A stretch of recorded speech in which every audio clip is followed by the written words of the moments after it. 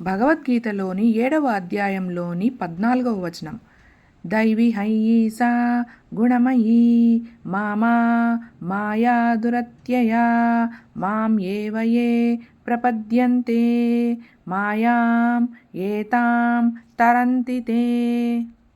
భౌతిక ప్రకృతి యొక్క త్రిగుణాలతో కూడిన నా ఈ దివ్య శక్తిని అధిగమించడం కష్టం, కానీ నాకు శరణాగతి పొందిన వారు దానిని సులభంగా దాటగలరు.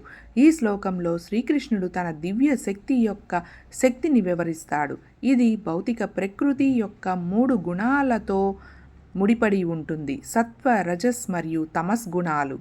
భక్తితో తనకు శరణాగతి పొందిన వారు ఈ భౌతిక శక్తిని అధిగమించి ఆధ్యాత్మిక విముక్తిని పొందగలరని ఆయన నొక్కి చెప్పారు. భౌతిక ప్రపంచాన్ని అధిగమించడానికి మరియు దైవికంతో ఐక్యతను పొందటానికి ఒక మార్గంగా శరణాగతి మరియు భక్తి యొక్క ప్రాముఖ్యతను ఈ శ్లోకం చెప్తుంది.